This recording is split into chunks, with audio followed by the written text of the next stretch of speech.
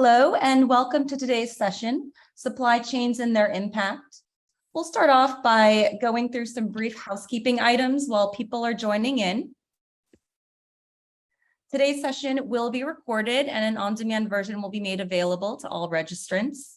If you have any questions, please submit them anytime throughout the session via the Q&A function at the bottom of your screen. We have time set aside at the end of the session for audience questions. And before I introduce your moderator for today, we ask that you participate in a brief poll. So momentarily, you should see a few questions pop up on your screens. And while that is running, I will introduce you to today's moderator, Natascha Lander, the co-founder of Believe. Natascha, the floor is yours. Thank you so much, Megan, for the introduction. And it will be very interesting to see what the answers are to the poll. We'll come back to that later on. So good day to all of you. A very warm welcome from my side also to the virtual discussion on the topic of supply chains and their impact. I'm really excited to see so many of you join from around the world. As Megan mentioned, my name is Natascha Lander. I'm the co-founder of Believe, which is an advisory firm focused on the sustainability consulting and education. And I'm delighted and honored to be here today moderating today's session. Obviously, the topic of supply chains is a very broad, big topic. It's received a lot of attention over the last couple of months and years. So, of course, since the pandemic and other big global macro issues. But in today's session, in this 1 hour, 15 minutes, we will be really focusing on the side of sustainability. And in particular, we will be covering the key themes of basically, if we go onto our agenda, yeah, thank you. What does sustainability actually really mean within the supply chains? What are the challenges? What are the solutions? And how do we get started? And we'll come back at the end to do a short 10 minutes or so Q&A. So now I'm delighted, of course, to introduce you to our panel speakers, Nicole Rycroft, founder and executive director of Canopy, Rebecca Berlinger, co-founder of Believe, and Chirag Shah, executive chairman of Simfoni. A very warm welcome to all of you, and thank you very much for taking your time to discuss this important topic with us today. As a first step, may I kindly ask you to introduce yourself briefly of who you are and what your organization does. If I may start with you, Nicole, please. Sure. Good morning, good day, depending on which part of the world you're joining from. I'm Nicole Rycroft. I'm Canopy's founder and executive director, and Canopy is a solutions-driven, not-for-profit organization, and we work to protect the world's forests, biodiversity, and climate, and help advance frontline community rights. And we do that by working with brands to help them develop cutting-edge environmental policies and work with their suppliers to improve the sustainability of their forest products supply chains. Super, thanks so much. Nicole, over to you, Rebecca, please. Hi, thanks, Natascha. So I'm Natascha's partner and co-founder of Believe. As Natascha said, at Believe, we basically work with organizations to help them understand their impact across their whole value chain. And we help them to think about sustainability strategies that are aligned to their long-term business view. So think about the short-term, medium-term, and long-term kind of implications of their business plan and sustainability. My background is actually in finance, so I spent 20 years at PwC. I was a director in our London office, in our New York office, and since a long time I've been based in Zurich in Switzerland. And what's really important for me is to get companies thinking about applying some of the same principles that we have in the finance space when it comes to measuring non-financial data and thinking about sustainability concepts and impact. So look forward to discussing some of that today. Thank you very much, Rebecca, and over to you, Chirag. Hi, everyone. So I'm the founder and executive chairman of Simfoni. Simfoni is a technology company that focuses in the procurement and supply chain arena. Within Simfoni, we have an analytics practice. And over the last 3 or 4 years, within the analytics, one of the areas that we've been developing is something called impact assessment. So this is a tool that organizations can use to fully understand what is their impact across their organization in all different dimensions. Today, we're focusing on supply chain, but it can also relate to, for example, human capital improvements and other types of related elements related to overall impact within a business. And I think that the real interesting point that perhaps be nice to bring across today is within that concept of measurement. We have this unique approach to quantifying the measurement of impact in dollar terms, in financial terms, rather than what we see today in society is more of a sort of balanced scorecard, which is difficult to interpret in real terms. So we're trying to move the industry towards this more quantifiable and level setting approach. Super. Thank you so much, Chirag. So let's dive straight into our discussion. And obviously, this is supposed to be more of a conversation than anything else.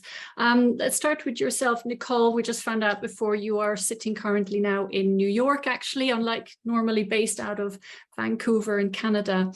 So you founded and run Canopy, which is an NGO, as you mentioned, focuses on transforming supply chains of very well-known companies and big brands. Why did you decide to set up Canopy, and what does sustainability within supply chains really mean?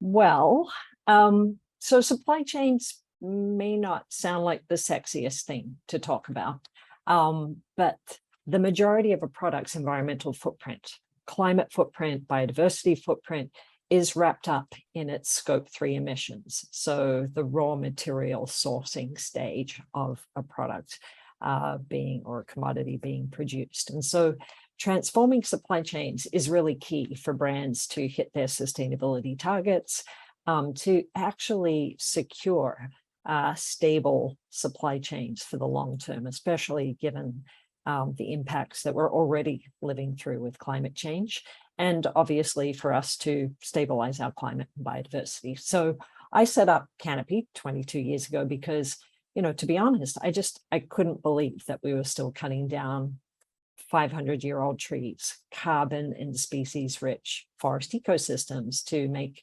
T-shirts, pizza boxes, shipping boxes. And so I started Canopy with the firm belief that we were smarter than that there were solutions that were out there, and that they just needed to be scaled.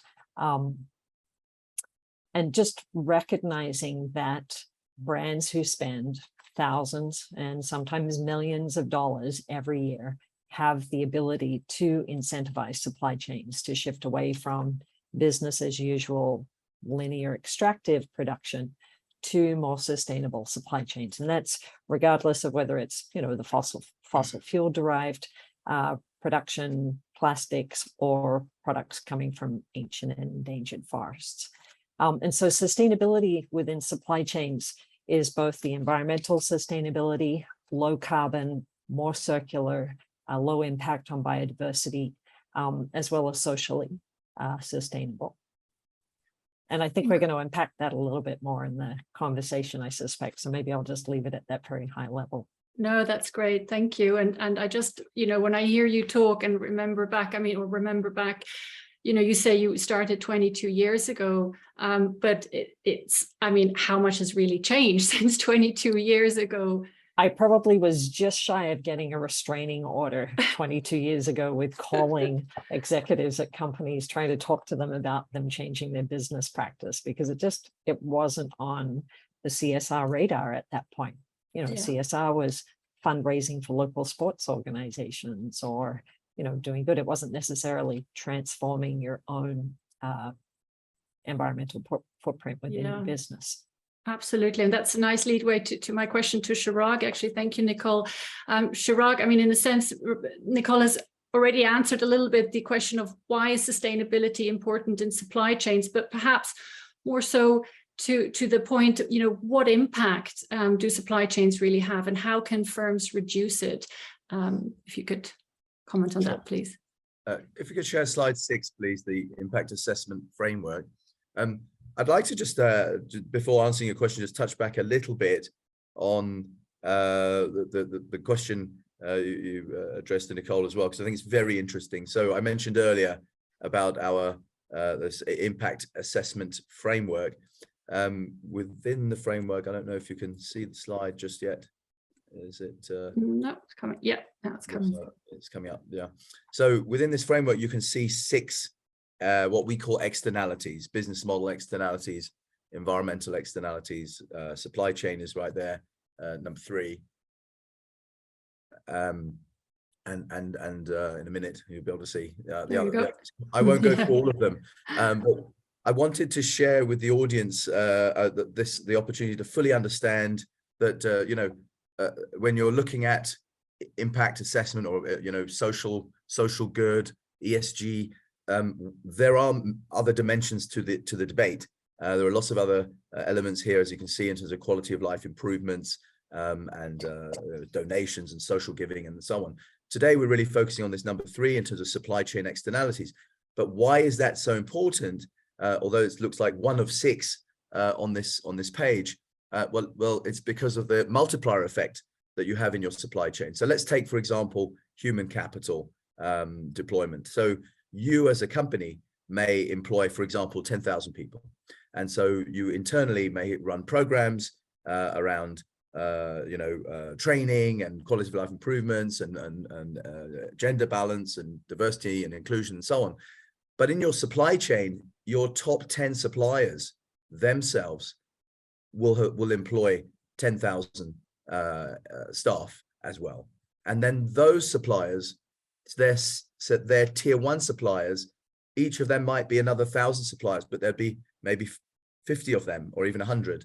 And their tier 2 suppliers would be the same thing, maybe 500 staff, but it could be another, by this time, 2,000 suppliers across your entire supply chain.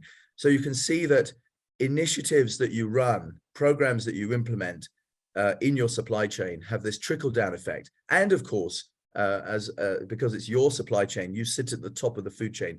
So you have the most power and influence within this hierarchy to be able to influence change and do so on a much more leveraged and multiplied basis. That's why I think the supply chain, out of all these 6, the supply chain can contribute far greater. And in our experience, typically for most organizations that have some kind of value add component, manufacturing company, distribution company, this type of stuff, your supply chain usually contributes about 50% of your total impact. So although there are 6 externalities here, number 3 contributes, almost half. So it's really the interesting area to focus on. Thank you. Absolutely. Thanks so much, Chirag. And maybe just to touch upon what Nicole, I'd like to see if you wouldn't mind to comment on that. What Nicole just said before about, the CSR in companies was 22 years ago, not really present. Chirag, you've been a long time in business yourself. How do you see that? Do you see CSR being more present? Absolutely. I think we're living in a very, very exciting time because there's something that we call plus at Simfoni. I think that technology innovation in the last 5 years has shifted the balance. So probably in my lifetime, 25 years in supply chain, maybe more, I think we've always seen it as a trade-off. I'd love to get the views of the other panelists on this, but we've always seen it as a trade-off. It's like, well, if I want to be socially responsible, it's going to cost me more money. And so there's this constant tussle, catch-22. I think what we've seen in the last 5 years is that the technology has moved the needle into what we call this plus environment, where you can switching to more sustainable initiatives and programs actually most likely can save you money too. Technology has shifted. So the evolution of, for example, electric cars is a good example where it's suddenly so much more prevalent because the technology is available to make these things commercially viable in so many cases, where relative to what we had before. And I can share later on in the webinar, I can share some other great examples that people watching today could go away and implement tomorrow. Great, that's interesting. Maybe then moving on to Rebecca, and just coming back on one thing Chirag said about trade-offs. How do you see it? Do you believe that sustainability is a trade-off? What do you think? Well, So coming back to something that Chirag said about, or this kind of CSR point, I mean, I think CSR is about creating positive impact. But when we start thinking about sustainability within organizations, it's more about addressing the negative impacts and creating positive impacts through minimizing negative impacts, if that makes sense. So I think historically, it's kind of, what are you doing in relation to CSR? And now the question is much more, what are you doing about sustainability, which is not just creating positive, but addressing negative.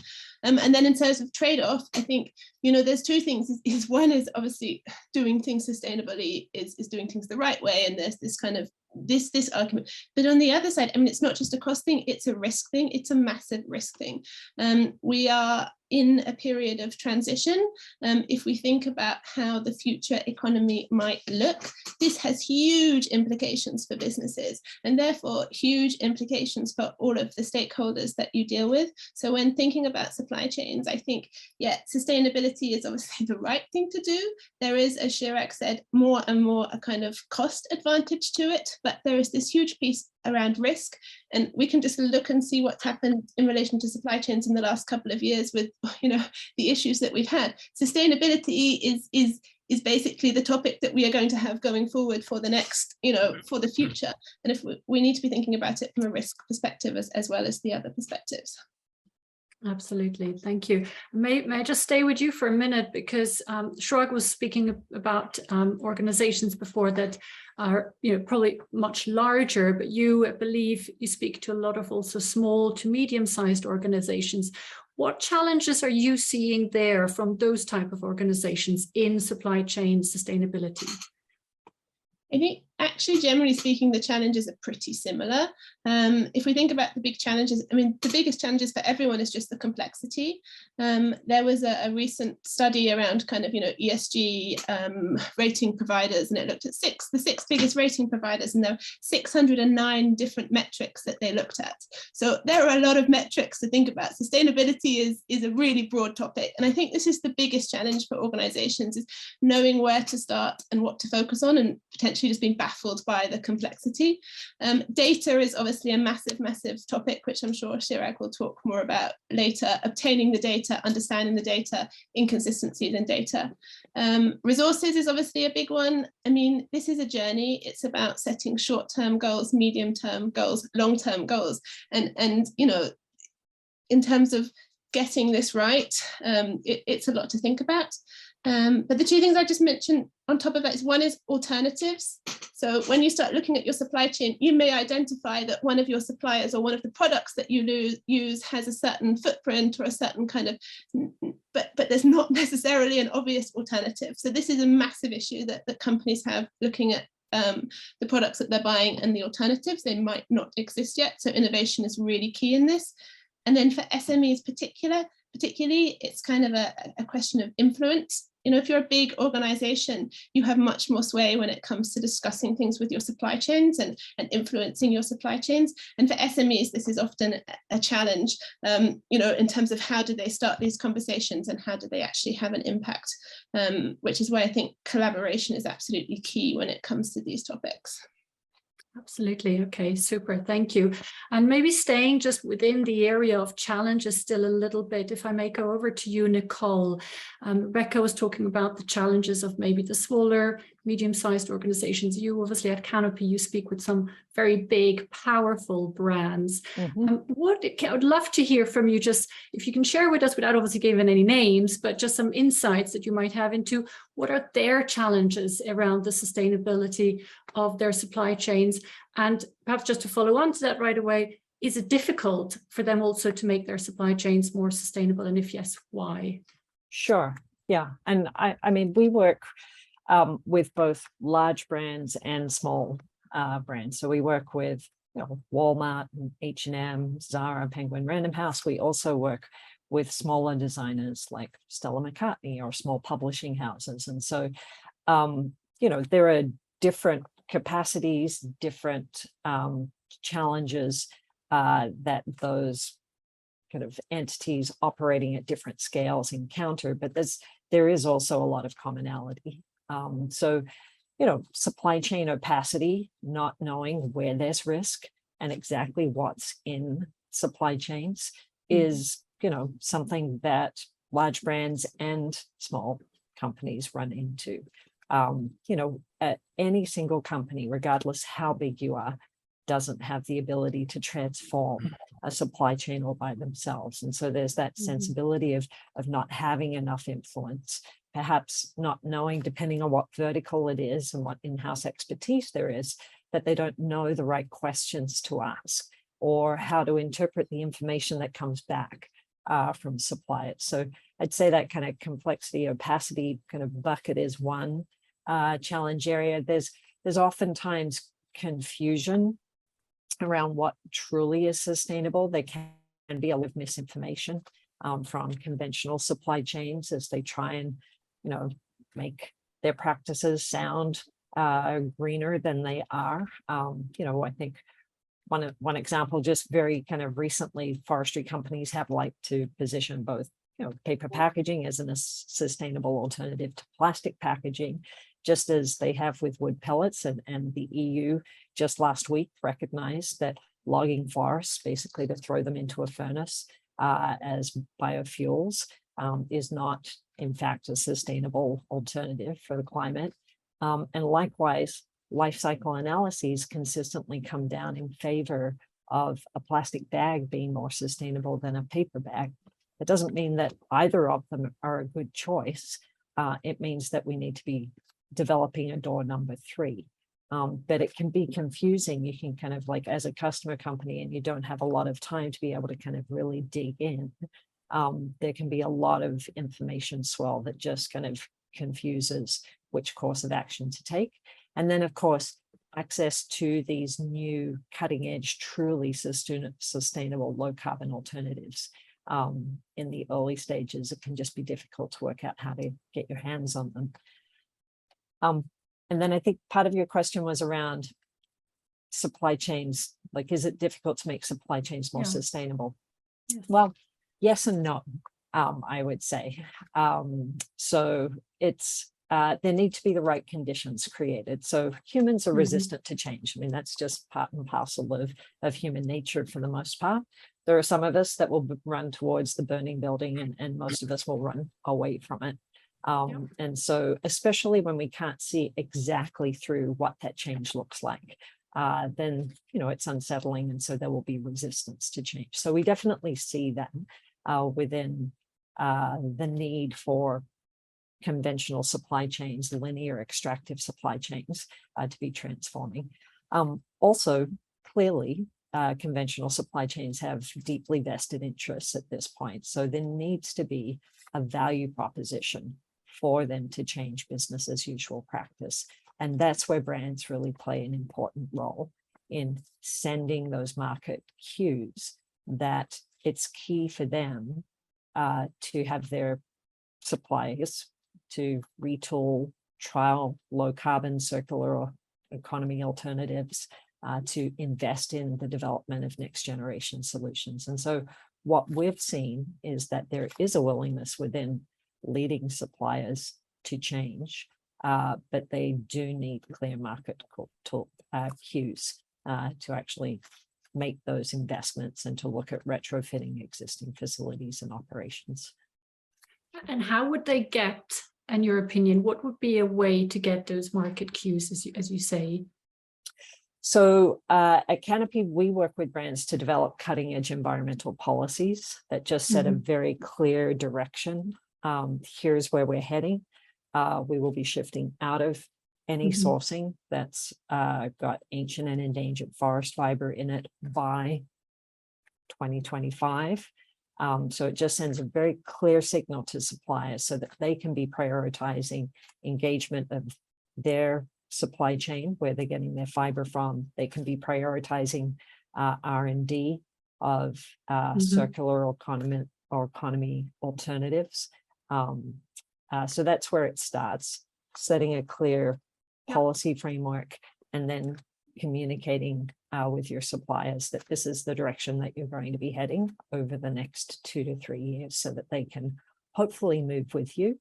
But it also then gives you an opportunity to identify other suppliers who are willing to step into that space if some of your existing suppliers aren't.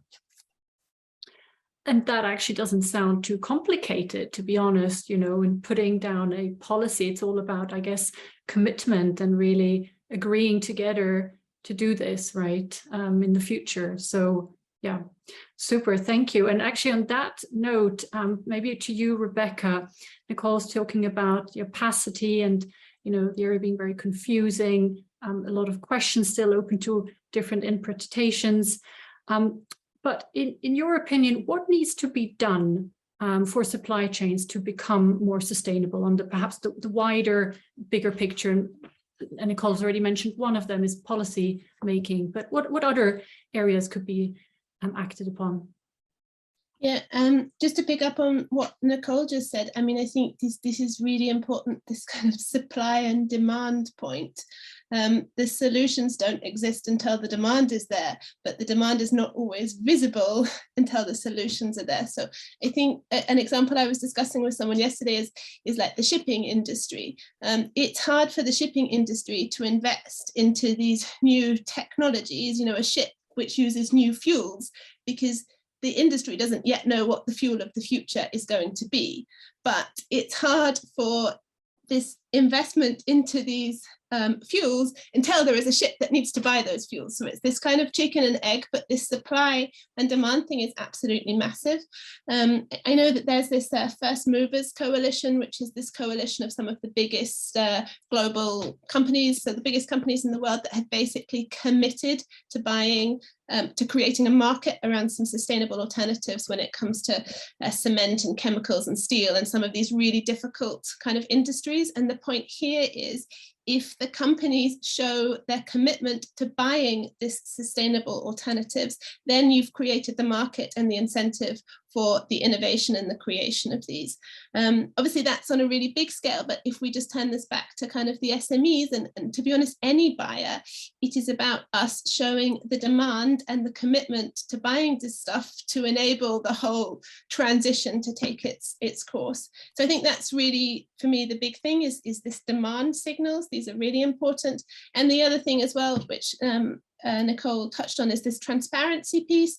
This lack of transparency makes it incredibly hard to move the needle. And alongside that is this kind of standardized reporting as well. I mean, if you think for an organization, I mean, right now there's so much data, there's so much information, but to be able to actually make sense of that is really difficult. So this kind of transparency alongside, you know, more standardized reporting and, you know, more norms in this space is really important. Absolutely. Thank you so much. And that's interesting because, so you mentioned again, data. Rebecca, you mentioned that earlier on before, coming to Chirag on data perhaps, or just generally digitalization. Chirag, so speaking of supply chain technologies, how can digitalization help make supply chains more sustainable? What are the solutions out there? Well, yes, I think the word data has been mentioned several times already. I think it's just a great place to start because it's actually relatively easier area to be able to get hold of information and facts. What we do on the supply chain side, in particular, within Simfoni, is we look at procurement data. So we look at invoices and purchase orders and this kind of accounts payable information. Because ultimately, if you assume ultimately with your supply chain, your impact is as a result of your consumption with suppliers. So if you start by looking at if you follow the money, as the old famous saying goes, if you start by looking at where are you spending, and then you can start profiling that and saying, oh, okay, I'm spending this much money with an energy company, so I can make a very good proxy that with a utility company, if I know the company and the type of source of energy I'm buying from them and how they're generating that source, whether it's through coal-fired power station or nuclear or so on, then I can make a pretty accurate determination as to my own CO2 emissions, because or what I am responsible for in terms of CO2 emissions in my own plants and offices as a result of the source of the energy that I'm consuming. If you extrapolate that philosophy to all the other things that you might buy, so to Nicole's example earlier about pizza boxes, so if I'm Domino's Pizza I can look at, just looking at my spend with my packaging suppliers and knowing what it is that I'm buying from them, I can start to make some very quick and useful assessments as to, what is the impact around, for, the packaging that I'm buying, how much of it am I buying? If you're a car manufacturer, rubber tires, if I could look at the spend with Michelin or Pirelli, it's a very good proxy to give you a good start to understand where to focus. Absolutely, thanks for that. And I guess we will see afterwards also when we come back to the poll, to the answers there, how many actually companies do that kind of assessment. What do you think, maybe before we see that poll, Chirag? I mean, what are your thoughts, or what do you hear in the market as well? Do a lot of companies already do that kind of assessment, or is it more less at the moment? Regrettably, I think we're still at very early stages, and I think the challenge is, and I know it's one of your questions coming up, but the challenge is around this point about where to start. The whole thing can seem so daunting, as Rebecca said, well, we want to move to better types of ships, but the ships don't exist yet. And how do we kind of break that catch-22? And so we see a lot, this kind of rabbit in headlights kind of, we're at that stage now. It's progress in the sense that the interest is there, on a massive scale. Probably today is maybe arguably the most successful webinar that we've participated in this year. The interest levels for this topic are tremendous, which is great progress. But I think we're still, we are seeing the vast majority of the community at that. I want to do something, ready to do it. The company's ready to support. Where do we, but this whole thing is vast, and how do we get going? And I know it's a question coming up, so I won't. We can come, absolutely. But if I may, no, absolutely, thank you. If I may just come back though to you, Chirag, on this assessment, or as a step. I mean, what do you think? You're saying that in your opinion, not that many companies do this right now yet. What are the hurdles? Is it because they're doing stuff in-house, or the resources are not there, or they're not aware of it, or they, is it the education side? What are the hurdles in your opinion? I do think it comes down to two factors. One is, I mentioned already, it's very daunting, but perhaps if we could share slide 7, even if the problem with where we are today in terms of looking into your ESG or looking into your supply chain, even when you do it, the tools being offered today are very abstract, so to speak. So we tend to use what's called some kind of scorecard approach. So we rate stuff, and we'll rate our suppliers through some kind of survey, or and say, well, how good are you, and what are you doing about this? And you end up with a score which could be like so next, yes, this one. So you end up, there are numerous different rating mechanisms out there. There are 4 being mentioned here in these 2 different slides. But the problem is a consistency of reporting. Depending on how the scorecard is developed and where the prioritization has been placed within that scorecard, you end up with a random score like 8 out of 10 or 9, 3 out of 10. And you say, well, okay, it doesn't really mean anything to me. What do I do when I have if I'm 4 out of 10 in terms of my ethical, supply chain, fair trade, for example? How do I progress from 4 to 5? It's less clear. If we could just go to the next slide, please. What we're trying to do is moving from this kind of balanced scorecard approach. Yes, please. To this quantifiable approach here. So if I gave you a scorecard like the one in the top left, which is similar to the examples you saw on the previous slide, 3 out of 10 business drivers, 9 out of 10 in human capital. Am I doing well? It's not clear. Where should I focus my attention?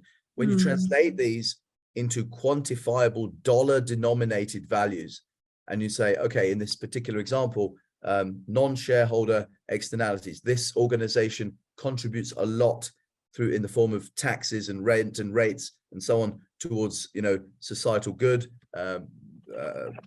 better resources for the communities it operates in. It's very good in terms of human externality. But if it's looking to improve, and to Rebecca's point previously about reducing the negative being the area of greatest opportunity to focus, it immediately draws you to environmental externalities. So, for example, probably in this example, this organization is burning a lot of CO2, right? It's using a lot of, maybe it has a fleet of trucks and is burning a lot of, is using diesel, and that's driving that.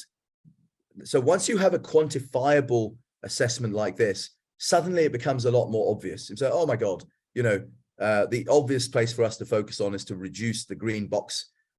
Now we start looking within the green box, and you can say, well, out of that 14 million of impact, societal impact, 10 million of it is diesel consumption, 2 million might be related to water pollution, land use change, all sorts of other elements in there. And then you can start drilling down and saying, well, what can we do about our diesel? Switching to hybrid vehicles, or changing our consumption patterns, the way in which we use trucks or whatever it might be to deliver our services. Absolutely. Okay, super. Thank you. I want to come back onto one thing you've just mentioned and showed us that slide earlier on about the ESG ratings, just before I go on to Nicole. But Rebecca, you've been also doing a lot around this area on ESG ratings and metrics. I just wonder if you want to comment on that at all. Yeah, I mean, as I said, this whole area is very complex, and there are a lot of topics. And if you try and balance all these topics, as Chirag said, you come up with numbers that don't make sense. So I think it's really important that sustainability means different things for different organizations, and different organizations have different impacts and different priorities. So I think when you're thinking about anything to do with your sustainability strategy, it's really kind of taking that back to understanding your impact and understanding what's important for you. We're looking here at supply chains, so it's understanding, what is the biggest risk in your supply chain when it comes to kind of sustainability? What is the biggest impact in your supply chain? And if you start with these things and the metrics that Chirag was just showing, then you have a starting place and you have somewhere to focus on and kind of step one.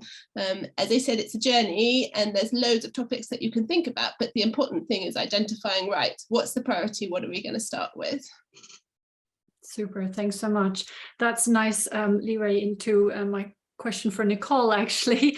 Nicole, so you're hearing from Rebecca about sort of the step-by-step process and where to perhaps start. I wonder from your side with Canopy, what is perhaps your process there, or how you mentioned about the policy making, but maybe you can give us some ideas, an example of how you help other companies to transform their supply chains. Sure. I mean, I could just say what Rebecca said, because there was a lot in that was really good. So we're a solutions-driven NGO, so we often play kind of an interesting role or an unexpected role. But for us, it does start with helping brands to develop a cutting-edge environmental policy, and then helping to support them to be able to convey that to their suppliers, to identify the commodities. We work to protect the world's forest ecosystem, so our focus is really on the forest-based products supply chains, so paper-based packaging, paper, wood-based textiles like rayon and viscose. And so we work with them to identify where are the largest volumes within their businesses, where's the largest spend, what are the products that are going to be having the largest footprint, and then starting to work with them to do their own chain of custody work as individual brands. And then, because we're positioned as we are as an NGO, we're working not just with H&M, but we're also working with the Gap and Levi's and Zara. And so what we do is we create a pre-competitive space to really help for kind of that peer-to-peer learning and best practice, recognizing, as we've mentioned earlier, that no single company can transform entire supply chains by themselves, that this is a space where there needs to be collaboration. We develop tools to increase transparency and to equip brands with the information that they need to be able to make purchasing decisions and to be able to identify risk in their supply chain, as well as best kind of performers. And so for our work with the fashion industry and the viscose supply chain, we have a hot button ranking, which we produce every year. It's of the world's top 30 viscose producers, ranks them across 28 different criteria. And if they have risk in their supply chain, high risk of sourcing from an ancient and endangered forest, high carbon, high biodiversity value forest, carbon ecosystem, or socially controversial, then they have red in their shirt. If they're taking leadership across a number of criteria and they are at low risk sourcing from an ancient and endangered forest, then they have a green shirt. We have an eco-paper database. So tools just to make it easy, a one-stop shop, recognizing that people that are working within brands and companies, their main purpose is to produce clothing or books or like whatever the kind of service is, the product or service is that they're providing. We also then work with conventional suppliers. So we support brands in their conversations with their suppliers. We also work with conventional suppliers so that they're clear around the shift that is required so that they can shift out of sourcing from high carbon forests. And we build the market conditions to bring low carbon circular economy alternatives to scale. And then we work with the pipeline of those innovators. So one example of our work is our work within the fashion industry. So we work now with just under 500 fashion brands and designers and retailers. So from Walmart, Amazon, H&M and Zara to the Stella McCartney's, the LVMH's, the Mara Hoffmans of the world, and many, many in between, obviously. Because brands have said very clear and consistent message back through their supply chain, viscose producers that represent 90% of global production now have similar commitments in place to stop sourcing from ancient and endangered forests and to prioritize the production of low carbon, what we call next gen solutions, which basically relies on agricultural residues or waste textiles or waste kind of industrial food waste as the feedstock rather than forest ecosystems. Half of global viscose production is now at low risk of sourcing from ancient and endangered forests, so it's actually shifted its sourcing. And the first 5 viscose producers are on market with small volumes, but it's got to start somewhere, of textiles or viscose textiles that are made with waste textiles.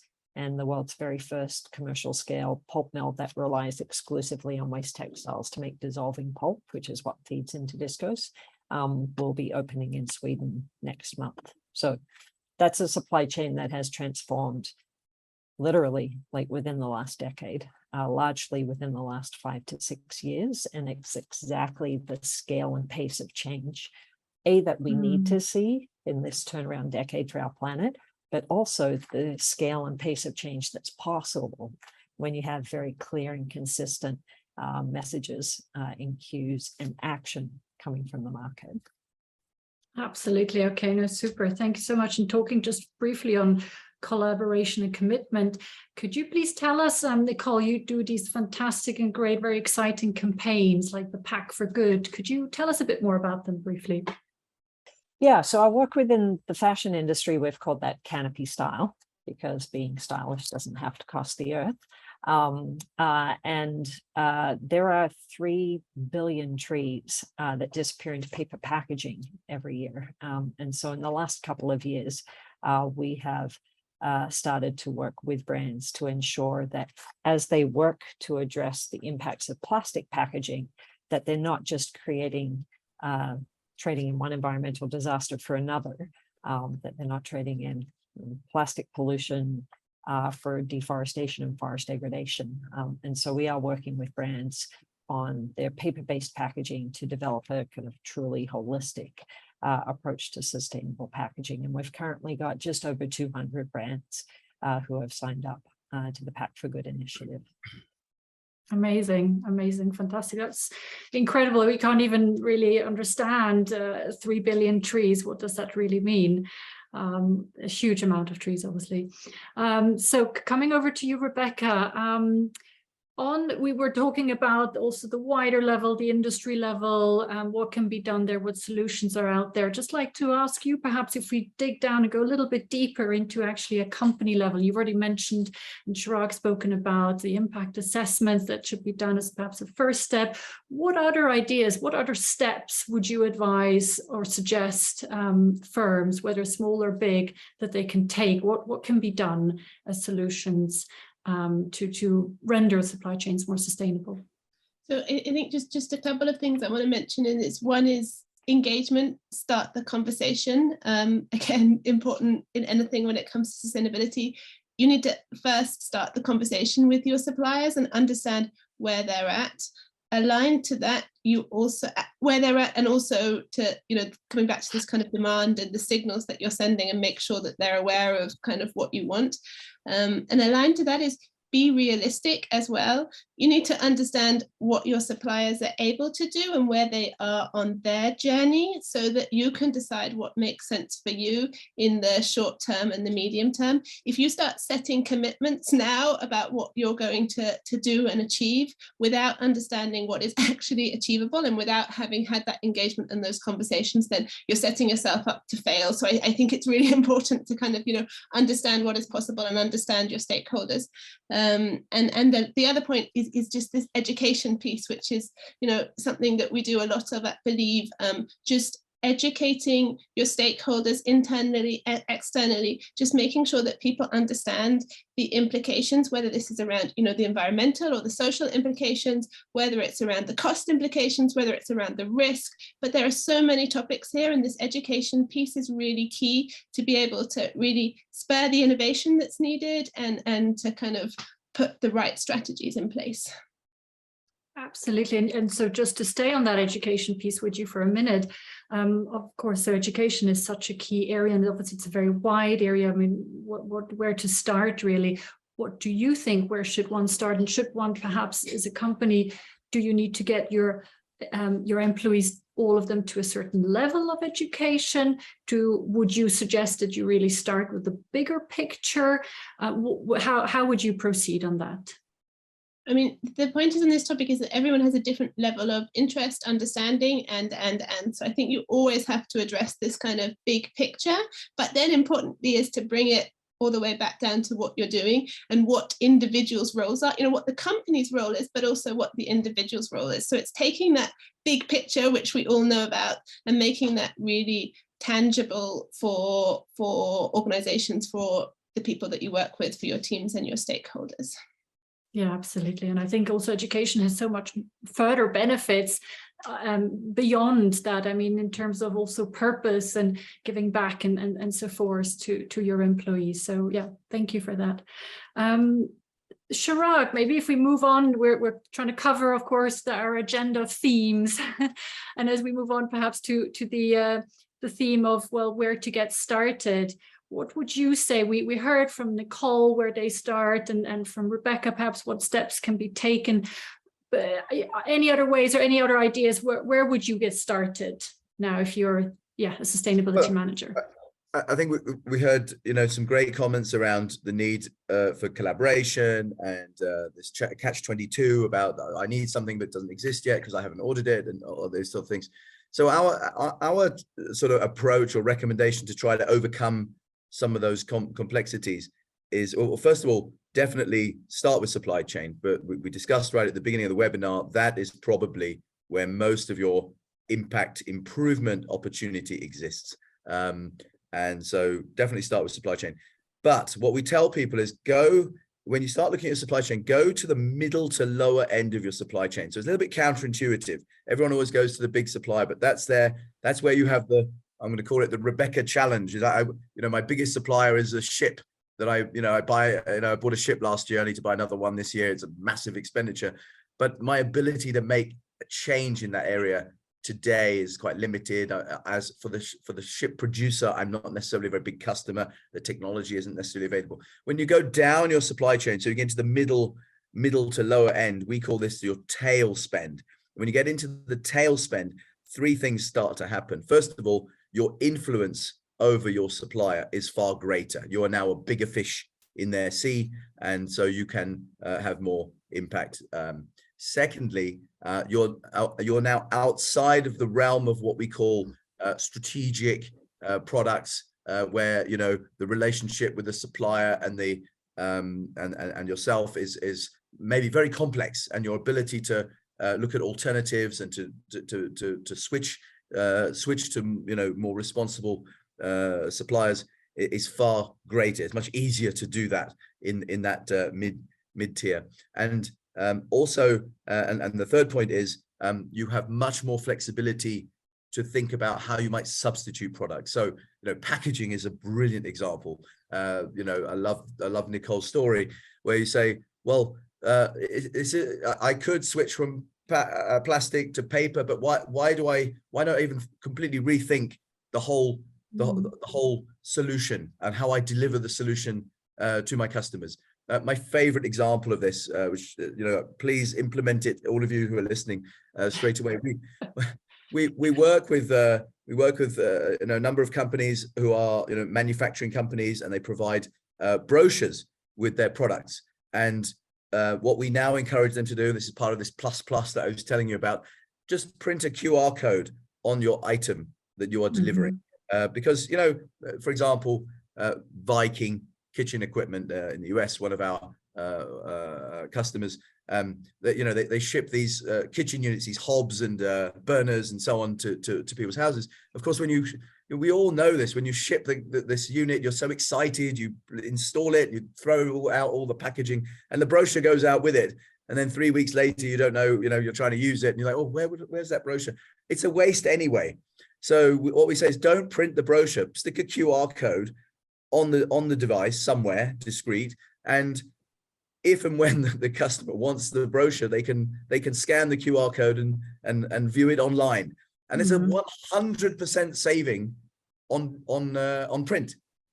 It's it's that simple. So and then of course it's a better solution too, because you then have the brochure at the time when you need it, not at the time when you're too busy installing and doing lots of other funky stuff. So there's loads and loads of situations like this in the mid tail of your supply chain, where you can do really, really smart things. I'll just throw out there a few others.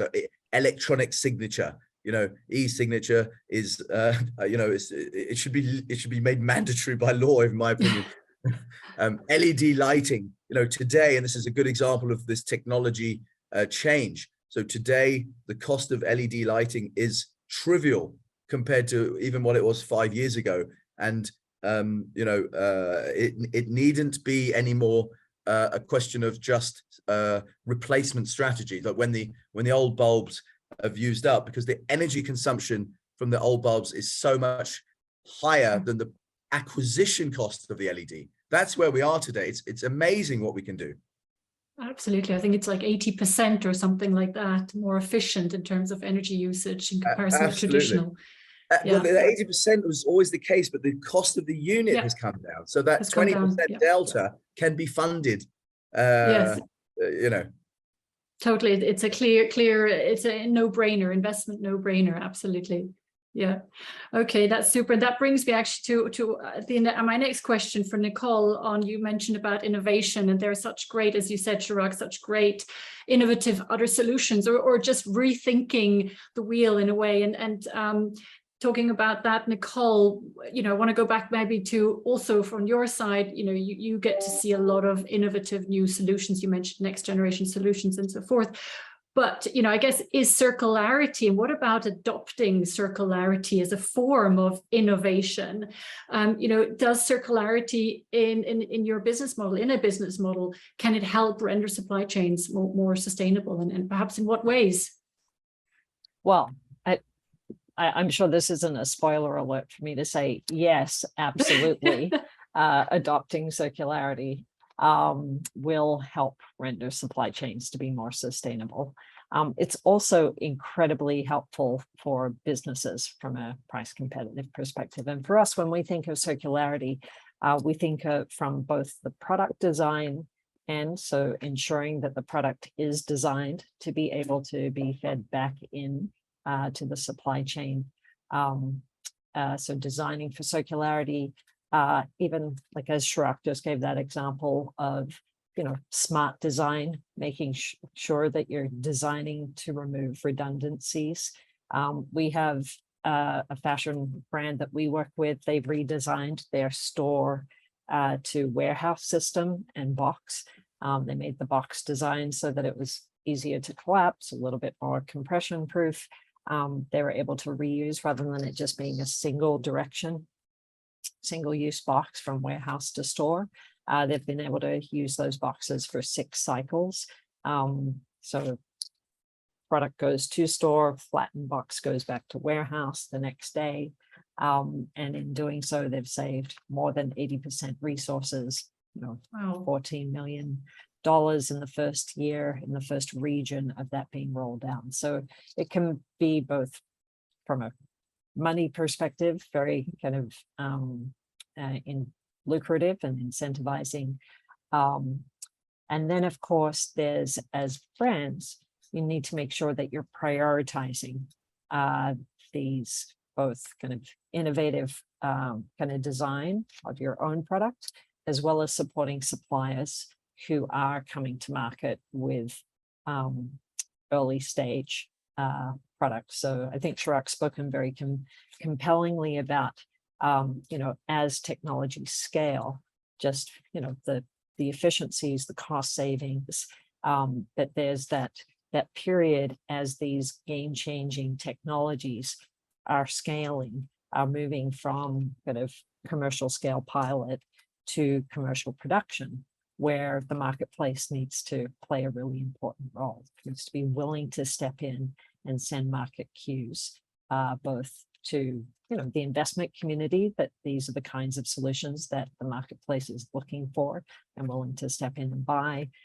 to partner on piloting first to market, sort of lower volume products, as well as then actually prioritizing first to market. Because when it comes to lower carbon feedstocks, which is where we have an incredible ability to make so many changes and savings, both financial as well as ecological, we have just a plethora of sources. We call them next gen at Canopy, but they're otherwise known as circular feedstocks. So, agricultural residues that are left over after the food grain harvest. In Delhi, 40% of the air pollution is because of the burning of straw. There's 100 billion items of apparel produced every year, and 60% of it is in landfill within 12 months. These are currently seen and thought of within our society as waste. They create obviously a myriad of secondary environmental and public health issues with them, but they are actually fantastic feedstocks for next season's clothing, for the packaging that we ship our personal care products and clothing in. They use 90% less water, 50% less energy, less chemicals, and they obviously deal with the secondary impacts of landfill and burning of straw. And so, and obviously, if we use straw or textiles rather than trees to make t-shirts and packaging, then we also get to keep forests standing, which is 30% of the climate solution. So definitely, I guess that's a very roundabout way to say, yes, linear extractive supply chains did a good job for us in the 19th and 20th century, but they are relics of the 19th and 20th century. And these circular next generation supply chains are not only the supply chains of the future, but they're here today. And so it's a very dynamic stage, very exciting point in time to start into or to increase your sustainability efforts. Absolutely. No, thank you so much for that. And actually, what I love about the example you gave, Nicole, and how you talk about it is that the circular economy business is not just about recycling or reusing. It's so much more. It can be, and it must be so much more innovative and, perhaps technological or whichever. I wonder if maybe Rebecca or Chirag, I don't know if either of you have anything more to comment to that or to add to that.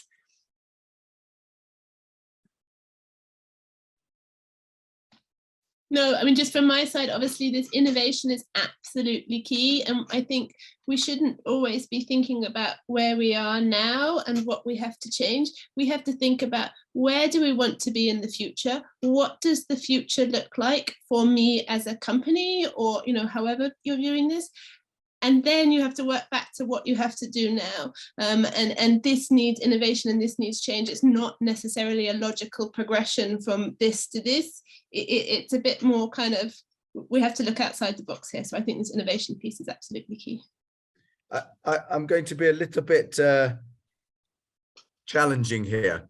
I fear that in the wrong hands or with the wrong understanding, innovation becomes potentially a reason not to implement and make progress, because, well, you know, we need to do an innovation project to work out and to figure out. And whilst all those things are you know, really valid, and, you know, without innovation, you know, mankind does not progress. So please don't get me wrong, I'm not against innovation, but I just feel that for most organizations, and perhaps, you know, Nicole is working at the bleeding edge with, you know, some of the best organizations who are trying to you know, push the boundaries and of next generation supply chain. But for most organizations today, I would say that the solutions you need already exist. Other people have deployed them. You just need to, you know, as I mentioned before, the examples, we just need to, you know, start to look at it and just do the easy stuff. Do the easy stuff first and then innovate later. That's what I would say. Absolutely, that's great. Thanks, both of you. Okay, I just I think we should try and move on to the Q&A, and perhaps we can come back very briefly to the poll. Megan, if you don't mind, if we have some of the answers already to the poll, or we can go to Q&A. There we go. There we have the answers to the poll. I suppose that everyone can see those answers, or is it just us? Otherwise, I can run through them briefly. Everyone should be able to see them. Okay. Okay, so does your company currently measure the environmental impact on that? Most say that we don't. Indeed, as Chirag, as you had rightly so foreseen it, most companies at this moment stage, 36% don't actually measure their impact, the environmental impact on the supply chain. So that's interesting. And then if we go down, what is the top business goal you hope to achieve from a sustainability program? Most is cost savings and reductions, of course. I think that is probably no surprise either. And what is your biggest challenge around building sustainability within your supply chain? That's interesting. It's a lack of alignment with suppliers. Okay. And then next one would be it being cost prohibitive. Chirag, is that surprising to you? Not at all. I think it's very encouraging. I'm delighted to see, if we just quickly, question number one, you know, C is the best, you know, is the most encouraging. 27% of people, like exactly what we, you know, why we put this B and C, you know, so exactly why we kind of, you know, put this webinar together. So that's fantastic. And I probably just, you know, I won't comment on everything, but maybe just to move down to item number 3. And this is the point, point A there, around this, you know, it's changed, guys. You know, the world is a different place. It doesn't have to be cost prohibitive. In fact, more often than not, when you really dig into it, and we've heard countless examples today from Nicole as well, where it can be very favorable, beneficial, both from a cost and impact perspective. This lack of alignment with suppliers, I totally get it. I think that reflects a lot the conversation, you know, that we've been having around, you know, where do I start? You know, the strategic end is harder, and that's where I think from experience we've kind of learned that you know, just start further down the supply chain, and get some quick wins and build your confidence and build the business case for more sustainability internally with a few easier wins. Absolutely. Maybe that's coming back also to what you said about opacity and a bit of being a lot of confusion and how to start and where to start to talk and so forth. Would you want to comment on any of these poll outcomes?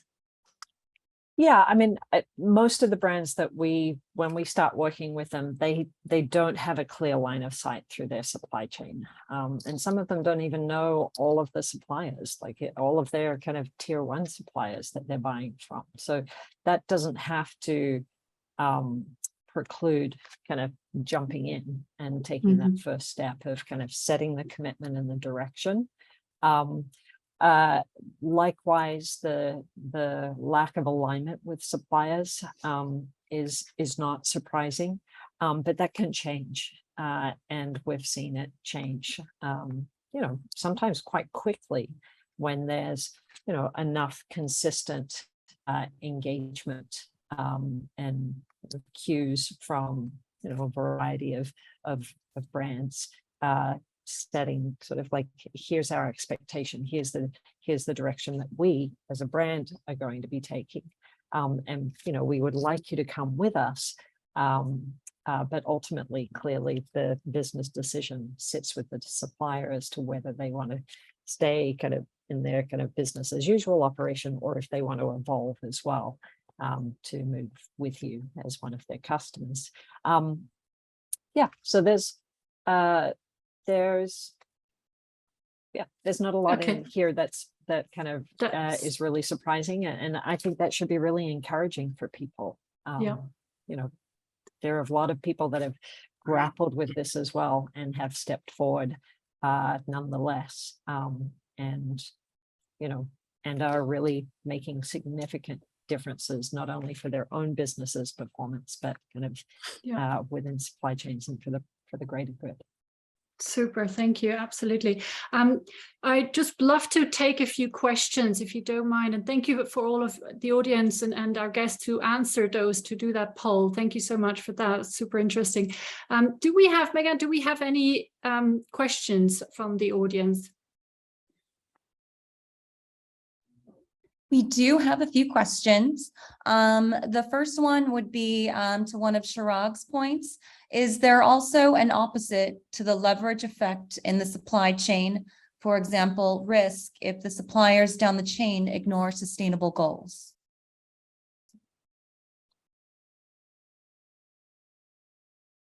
Well, maybe I can just kick us off. I'm sure all three of us have some thoughts on this. I mean, I would say that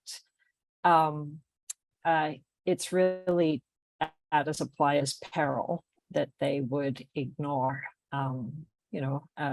customers' requests, and maybe the first pass they may think that it's an anomaly or it's out of it's coming from left field. And for suppliers, they're busy doing their day-to-day, so sometimes it can take a little bit for them to kind of to shift for it to kind of pierce their sort of outer consciousness. But really, any savvy supplier that I've met is actually very kind of interested in what their customer needs and where their customer is looking to head over the coming years, and willing to, not necessarily without initial kind of resistance, but ultimately will step into that space. Super, thanks so much.